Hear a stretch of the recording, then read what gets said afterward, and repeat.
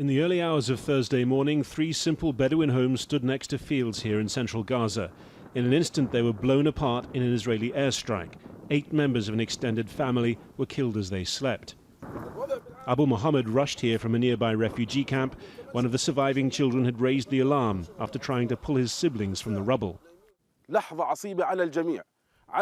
We looked for bodies under the rubble, for body parts everywhere. We were looking for individual members of the family, searching name by name. In the hours after the attack, Israel said it had killed Razmi Abu Malhous, whom it identified as a rocket commander in the military wing of Islamic Jihad. Israeli media accompanied the story with this image. This man did not live here. Islamic Jihad says Abu Malhous was not one of its members. His neighbors tell us the same thing. They pass us photos of a different man who they say belonged to the demobilized Palestinian Authority police force. Nobody could believe it. Razmi is a simple man, a PA employee. He lived a simple life, as you can see here.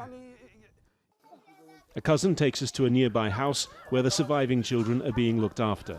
Incredibly, 11 of them survived the blast, including Farah, just 2 months old, found covered in sand under a piece of metal sheeting. For now, the children are being kept busy, with everyone around supporting them. But tomorrow, when people go home, they'll start to realise the calamity that's happened. 5 of these children's siblings and cousins were killed in the blast, along with Abu Malhous and one of his 3 wives. Abu Malhous's brother, a farmer, also survived. His wife was killed.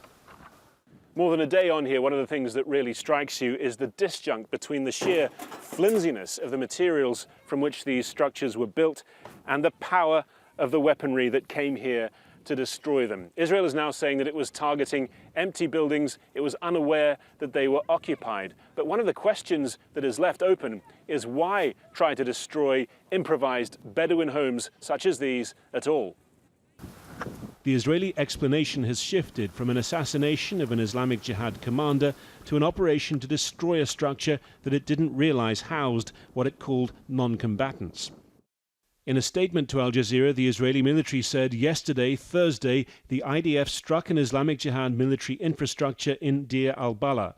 According to the information available to the IDF at the time of the strike, no civilians were expected to be harmed as a result of the strike. The IDF is investigating the harm caused to civilians by the strike.